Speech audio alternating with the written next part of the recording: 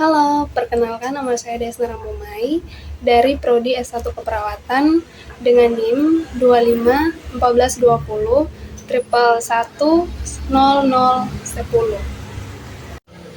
Di sini saya akan menjelaskan materi ilmu dasar keperawatan tentang hidrosepalus.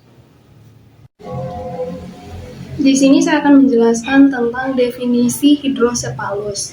Hidrosepalus adalah kondisi di mana terjadi penumpukan cairan cerebrospinal atau yang disingkat dengan CSS di dalam rongga otak atau vertikal yang menyebabkan pembesaran vertikal dan peningkatan tekanan di dalam kepala.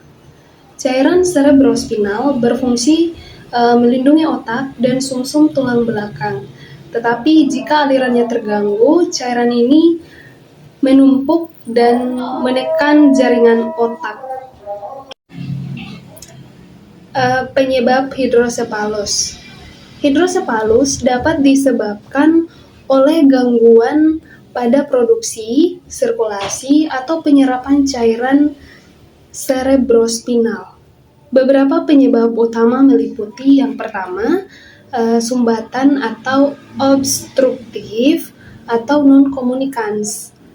Misalnya akibat tumor otak, pendarahan, infeksi, atau kelainan bawaan seperti stenosis aqueductus sylvie.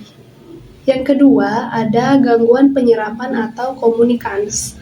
Misalnya setelah meningitis atau pendarahan subarachnoid yang merusak jaringan penyerapan cairan otak. Yang ketiga ada cairan berlebihan. Jarang terjadi namun bisa disebabkan oleh tumor koroid plexus yang memproduksi cairan berlebihan. Pada bagian ini saya akan menjelaskan tentang manifestasi klinis dari kondisi hidrosepalus. Poin yang pertama, jadi awal terjadinya masalah ini karena ketika aliran cairan cerebrospinal atau cairan otak mengalami gangguan. Cairan yang seharusnya mengalir dan diserap dengan baik menjadi terhambat sehingga menumpuk. Poin yang kedua adalah penumpukan ini terjadi di ventrikel otak. Ketika ventrikel terisi cairan terlalu banyak, ventrikel akan membesar dan hal ini menyebabkan peningkatan tekanan intrakranial atau tekanan di dalam kepala.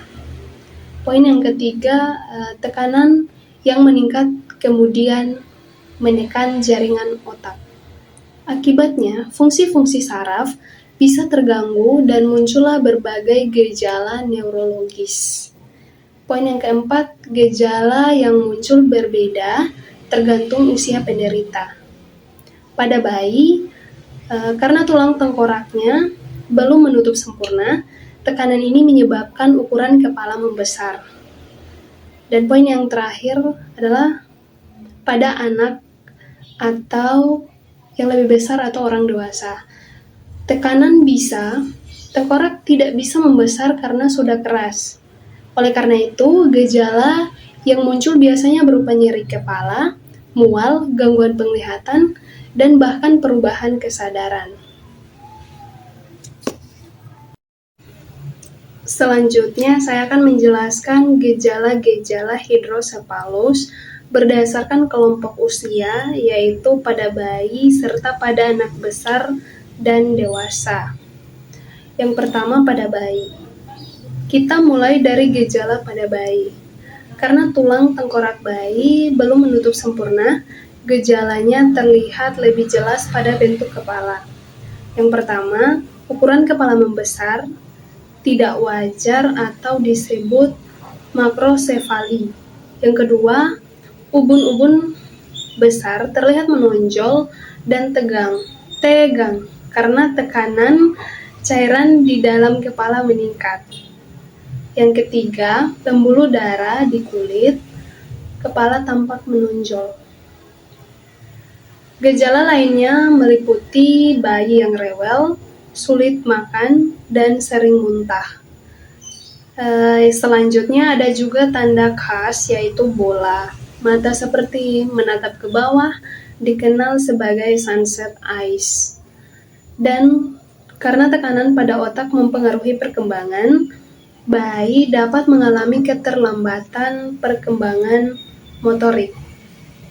Yang kedua, pada anak besar dan dewasa. Berbeda dengan bayi, tengkorak pada anak yang lebih besar dan dewasa sudah keras sehingga kepala tidak membesar. Gejala lebih banyak berupa keluhan neurologis. Itu seperti yang pertama ada nyeri kepala, terutama saat bangun pagi karena tekanan naik saat tidur. Yang kedua, mual dan muntah. Yang ketiga, gangguan penglihatan seperti kabur atau melihat ganda. Yang ketiga, gangguan keseimbangan, misalnya mudah jatuh atau jalannya goyah. Seterusnya ada penurunan konsentrasi dan daya ingat. Selanjutnya, perubahan perilaku. Itu seperti mudah marah atau bingung. Dan yang terakhir ada pada kasus berat, dapat terjadi penurunan kesadaran. Pada slide ini saya akan menjelaskan penanganan yang dapat diberikan baik melalui tindakan bedah, terapi medis, maupun rehabilitasi. Yang pertama, tindakan bedah. Poin yang pertama adalah pemasangan sun. Pertama, pemasangan sun atau VP sun. Ini adalah alat yang dipasang untuk mengalirkan cairan dari ventrikal otak menuju rongga perut agar cairan bisa diserap tubuh. Tujuannya untuk menurunkan tekanan di otak. Poin yang kedua ada endoscopic tear ventriculostomy atau ETV. Kedua prosedur ETV, dokter membantu saluran baru di dasar ventrikel ketiga supaya cairan cerebrospinal bisa mengalir normal. Prosedur ini biasanya digunakan untuk kasus hidrosepalus obstruktif. Yang kedua ada penanganan medis. Penanganan medis meliputi pemberian obat acetazolamide atau furosemide untuk mengurangi produksi cairan otak. Selain itu, sumber masalah utama seperti infeksi akan diobati dengan antibiotik. Dan jika ada tumor, dilakukan pengangkatan. Yang ketiga, rehabilitasi. Setelah dilakukan tindakan medis atau pembedahan, pasien sering membutuhkan rehabilitasi.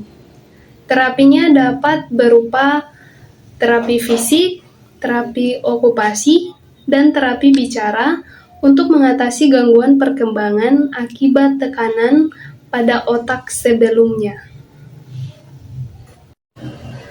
Kita masuk pada bagian kesimpulan. Setelah membahas dari berbagai aspek, dapat disimpulkan bahwa hidrosepalus adalah kondisi penumpukan cairan cerebrospinal di otak yang menyebabkan pembesaran ventrikel dan peningkatan tekanan intrakranial. Penyakit ini dapat terjadi akibat sumbatan aliran, gangguan penyerapan, atau produksi cairan yang berlebihan. Manifestasi klinisnya berkembang dari gangguan aliran cairan yang menimbulkan gejala seperti pembesaran kepala pada bayi, nyeri kepala, mual, gangguan penglihatan, dan perubahan perilaku pada anak maupun dewasa. Penanganan utama dilakukan melalui tindakan bedah seperti pemasangan sun atau endoscopic tear ventriculostomy atau ETV, disertai terapi medis dan rehabilitasi. Deteksi serta penanganan diri sangat penting untuk mencegah kerusakan otak permanen dan meningkatkan kualitas hidup penderita. Terima kasih.